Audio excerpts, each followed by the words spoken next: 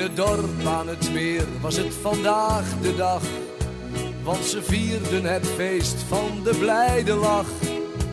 Dat de vrede bij hun altijd blijven mag, in het dorp waar nog niemand een ruzie zag. Ook vandaag was het weer eens een reuzenfeest. Iedereen was al vroeg naar de kerk geweest. Zelfs de koster was er met meneer pastoor. En het hele dorp zong dan in koor. Ja, we vieren het feest van de blijde lach.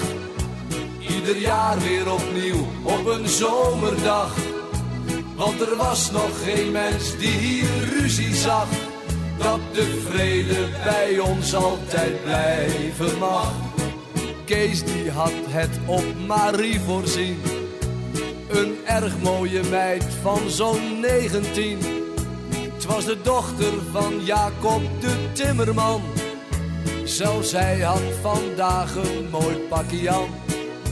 En toen Kees met Marie op de dansvloer kwam, keek hij even opzij naar de timmerman.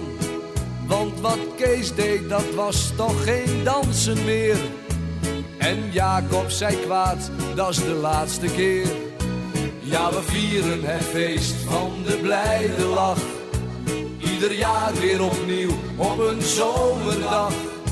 Want er was nog geen mens die hier ruzie zag. Dat de vrede bij ons altijd blijven mag.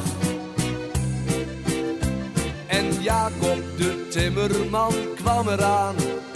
Hij ging tussen Kees en Marie in staan. En Kees zei, het was toch zo'n fijn gevoel. En Jacob gaf Kees toen een klap op zijn smoel. Maar Kees ook niet bang en hij sloeg hem terug. En daar lag de timmerman op zijn rug. Zijn vrouw had de oorzaak iets beter door. Zij gaf toen Marie een draai om haar oor. Maar we vieren het feest van de blijde lach. Ieder jaar weer opnieuw op een zomerdag. Want er was nog geen mens die hier ruzie zag. Dat de vrede bij ons altijd blijven mag. Maar de vader van Kees dacht, nu is het genoeg. Die timmerman die zijn zoon daar de grond in sloeg. Met een stok in zijn hand kwam hij tussendoor. En raakte het hoofd van meneer pastoor. Toen de koster dit zag, werd hij vreselijk kwaad. En de vader van Kees zag hem net te laat. Ja, een taart door de lucht, het is toch kostelijk. Want de slager stond op en kreeg ook nog een stuk. Ja, we vieren het feest van de blijde lach. Ieder jaar weer opnieuw op een zomerdag. Want er was nog geen mens die hier ruzie zag. Dat de vrede bij ons altijd blijven mag. Ook een dame die stroopte haar mouwen op. Een pan soep kwam verkeerd terecht op haar kop. Een lawaai en gegil, het was toch vreselijk. In het dorpje van vrede, het dorp van geluk. De muziek ging maar door, toen nog heel tevreden. Maar toch viel het voor hen ook nog lang niet mee. Want de vleugel zat vol met tomatensoep. In het dorpje van vrede was het nu een troep.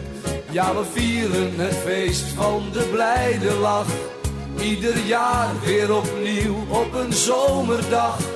Want er was nog geen mens die hier ruzie zag. Dat de vrede bij ons altijd blijven mag. Ja, ze gooiden met stenen en ook met zand. Het feest van de vrede liep uit de hand.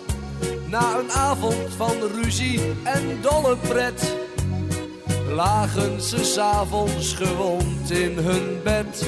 's Morgens toen Kees in de herberg kwam, zat aan de bar ook zijn vriend de timmerman. Het was toch fijn gisteren zo'n dagje bij elkaar. Voordat het nu weer zo ver is, duurt het nog een jaar. Ja, dan vieren we het feest van de blijde lach. Volgend jaar weer opnieuw op een zomerdag. Want er